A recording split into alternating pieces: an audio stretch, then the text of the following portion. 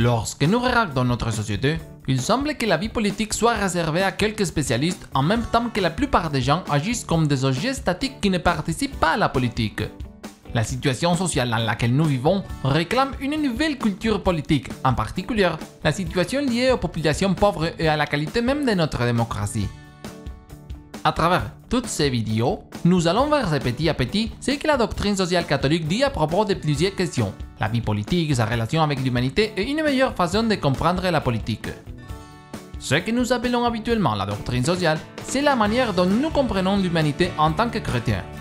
Éclairée par l'évangile de Jésus-Christ, la doctrine sociale propose plusieurs principes, critères et orientations pour la vie et l'action afin de construire une meilleure vie sociale selon la dignité humaine. La politique n'est pas un ajout artificiel à nos vies, c'est une partie structurelle de l'être humain par sa propre nature. Ce n'est pas plus que tout ce que nous faisons ou nous ne faisons pas lorsque nous répondons à notre dimension sociale. Nous ne sommes pas des individus isolés, mais des êtres sociaux. De cette façon, dans la mesure où nous nous engageons à exercer notre propre responsabilité pour une société meilleure, nous grandissons en humanité. Cependant, les personnes, les familles et les groupes qui intègrent la communauté civile doivent prendre conscience de sa propre incapacité à atteindre par eux-mêmes une vie véritablement humanisée. Nous avons besoin d'une communauté plus grande appelée la communauté politique, et son existence est fondée sur la recherche du bien commun.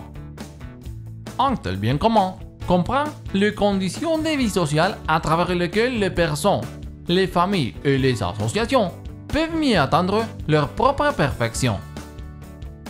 La communauté politique tend vers le bien commun lorsqu'elle favorise la création de conditions sociales permettant aux populations d'exercer véritablement leurs droits humains et d'accomplir pleinement leurs tâches.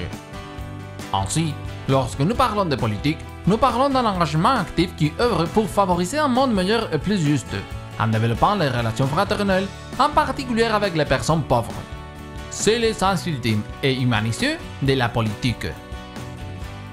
L'engagement actif peut être concrétisé par notre participation à la vie politique, en comprenant comme participation la propre implication de la grande et diverses activités visant à organiser la coexistence sociale de la manière la plus humanisée.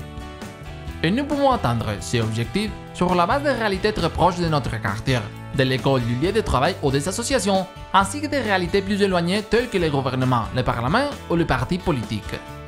Cependant, tout ce que nous avons dit précédemment est en dehors de la conception dominante dans notre monde.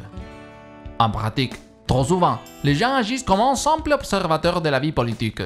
Et parce que la vie politique est une partie essentielle de notre vraie nature, il se trouve que nous sommes amputés d'une dimension essentielle de nos vies.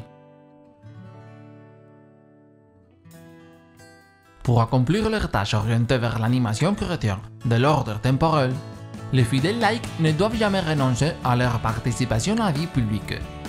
Toute personne a le droit et le devoir de participer à la vie publique.